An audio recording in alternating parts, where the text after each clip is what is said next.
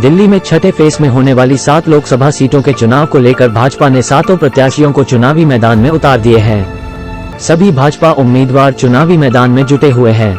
इसी कड़ी में चांदनी चौक संसदीय क्षेत्र से भाजपा उम्मीदवार प्रवीण खंडेलवाल पिछले कई दिनों से क्षेत्र में लोगों से जनसंपर्क कर अपने लिए समर्थन जुटाने में जुटे हुए हैं।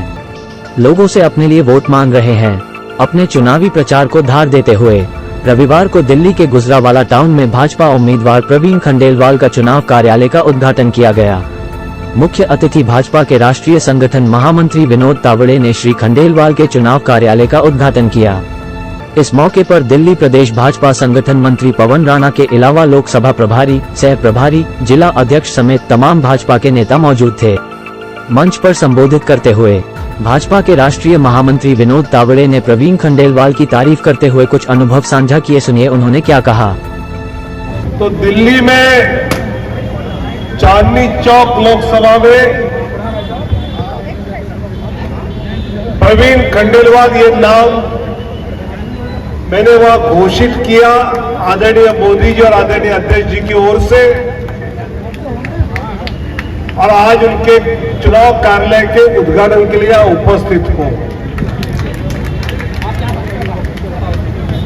डॉक्टर साहब, मुझे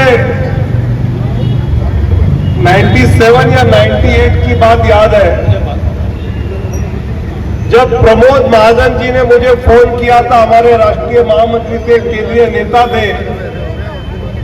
बोले चांदनी चौक में लड़ने के लिए कोई उम्मीदवार जम का नहीं मिल रहा है, स्मृति ईरानी को ले आओ। एक समय था कि मुंबई से यहां उम्मीदवार ढूंढकर लाना पड़ता था। इस बार सिर्फ डॉक्टर साहब ने कहा कि मैं चुनाव नहीं लड़ना चाहता हूं, तो जो लाइन लगे, सब लाइन दिख रही है मुझे।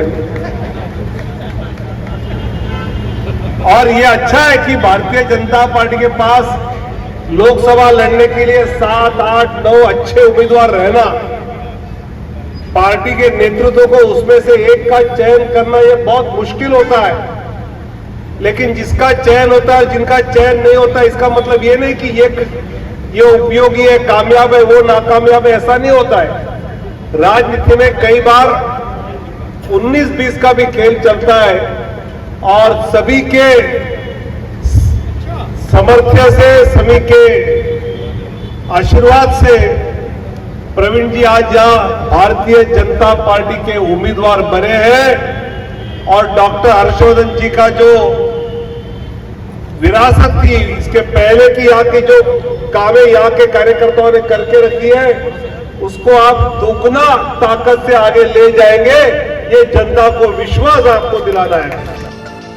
टोटल खबरें के वरिष्ठ संवाददाता राजेश खन्ना ने जब चांदनी चौक संसदीय क्षेत्र से भाजपा प्रत्याशी प्रवीण खंडेलवाल से चुनाव कार्यालय उद्घाटन के मौके पर बात करी। सुनिए उन्होंने क्या कहा।